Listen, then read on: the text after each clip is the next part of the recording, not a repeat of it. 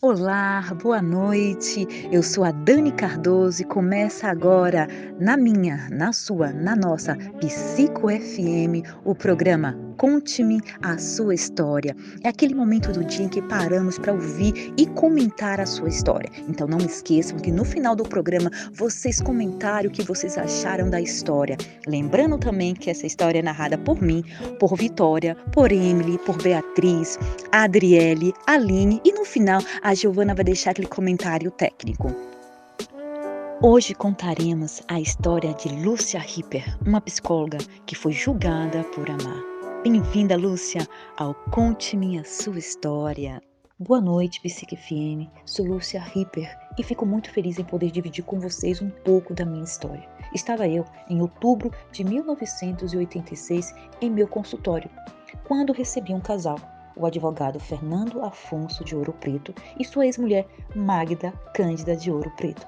O casal me procurou por recomendação do terapeuta da Magda, pois os mesmos estavam com dificuldade em aceitar o fim do casamento. Tenho também que confessar a vocês que achei o Fernando bonito, mas jamais passou em minha cabeça que teríamos alguma coisa. Iniciamos então a terapia, que durou apenas 5 sessões, pois o Fernando, sem motivo aparente, não quis mais continuar e convenceu Magda a voltar para a sua terapia individual. Agora daremos continuidade à história de Lúcia através da interpretação de Vitória. É com você, Vitória. Muito obrigada, Dani. Continuando a história, um ano se passou depois do término das sessões com o Fernando e quando que por acaso a gente se encontra em um jantar social.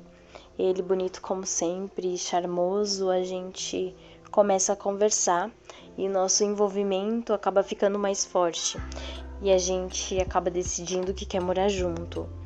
E depois a gente se casa depois de 2 anos. O nosso relacionamento estava indo bem, tudo tranquilo e quando surpreendentemente a Magda liga pra gente e ela relata que ela foi assaltada e baleada no braço.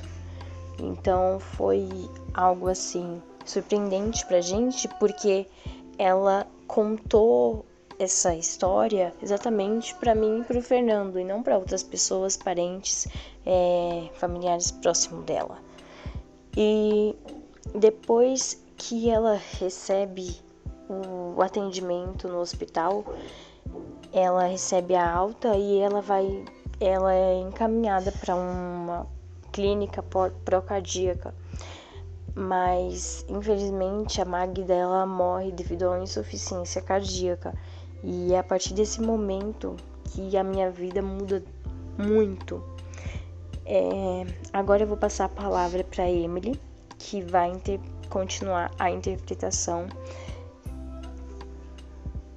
E então, as amigas de Magda resolveram entrar com o processo junto ao Conselho Regional de Psicologia contra mim, alegando que Magda e Fernando ainda estavam casados quando me procuraram. Durante o processo nos conselhos regional e federal, eu apresentei provas de que Fernando pagava pensão alimentícia a Magda desde 85, mas ainda assim fui cassada. No decorrer do processo de revisão da cassação pela Terceira Vara Federal, Fernando e eu nos separamos. Agora nossa querida Beatriz dará continuidade nessa história. Agradeço, Emily. Agora eu vou dar continuidade aqui na carta. Bom, vamos lá. Em minhas terapias, usava o método deixando partir, mas não sei por que era tão questionada pelo Conselho Federal, se comprovado que tínhamos muitos casos de sucesso. Esse processo de cassação iniciou em 88, onde alegavam que eu estava me envolvendo com o marido da minha paciente, que no caso é total mentira, pois nos apaixonamos quando os dois já estavam separados.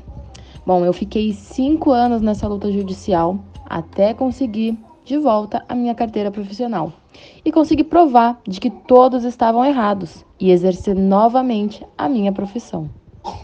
Olá, boa noite, tudo bem? Primeiramente, eu gostaria de agradecer à Rádio Psico FM pela oportunidade de estar aqui, compartilhando com vocês um pouco do relato da carta da doutora Lúcia.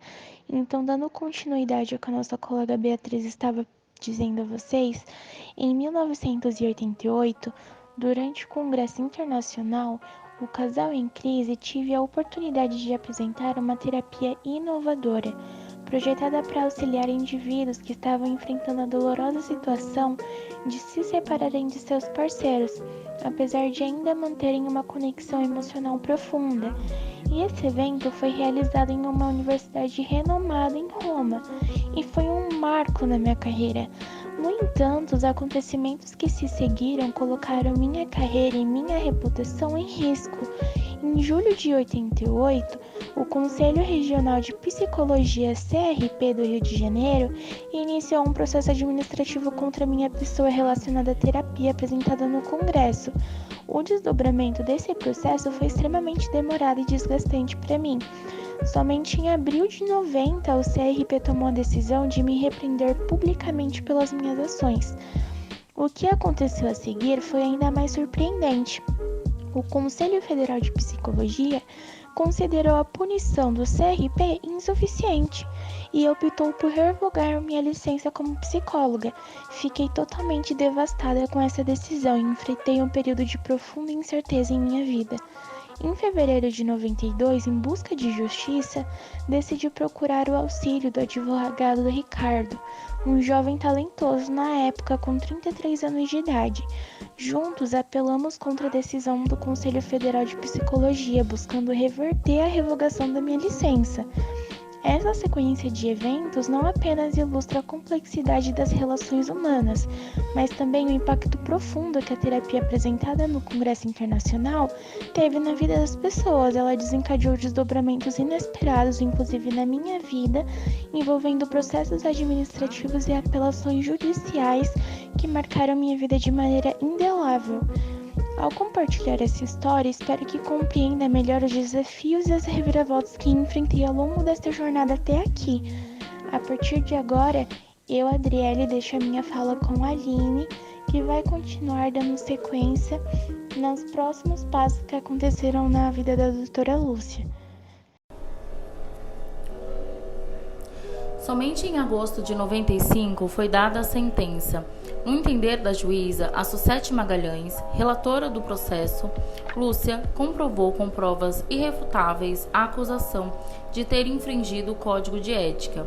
Os que acusavam Lúcia sustentavam, inicialmente, que ela teria se aproveitado da condição de terapeuta e estimulado a separação do casal, com o intuito de se casar com o cônjuge.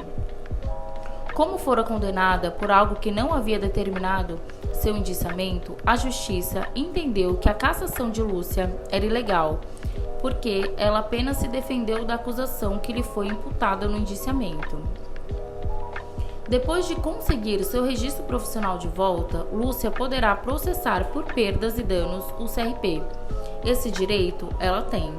Tudo isso provocou danos materiais, porque ela teve de fechar seu consultório, e morais, porque ficou tida como patife, disse Tepedino. Lúcia foi procurada 2 vezes pela Folha. Na primeira tentativa, foi deixado um recado na sua secretária eletrônica. Na segunda, ela atendeu o telefone e disse que não queria dar entrevista. Agora é com você, Giovana. Boa noite, meninas. Boa noite, caros ouvintes que estão nos acompanhando nessa noite, neste caso bem polêmico. Então, para finalizar, vamos aqui observar qual foi o código de ética quebrado pela psicóloga, que é o artigo 2, parágrafo J, que diz que é vedado ao psicólogo estabelecer com a pessoa atendida, familiar ou terceiros, que tenha um vínculo com o atendido, uma relação que possa interferir negativamente nos objetivos do serviço prestado. Então, neste caso, a gente pode observar que ele destaca a importância de manter uma conduta ética estrita na prática da psicologia, evitando conflitos de interesse e garantindo o bem-estar dos clientes. Então, a experiência da Lúcia teve consequências significativas tanto na sua vida pessoal quanto profissional, mostrando as ramificações de condutas éticas questionáveis. Então, a ética profissional, ela é fundamental para a integridade da psicologia e também do psicólogo. E este caso serve como exemplo de violações éticas que podem ter sérias repercussões na carreira e na reputação de um psicólogo. Também uma moral que a gente pode tirar deste caso é que não é nada bom pegar marido dos outros, né, gente?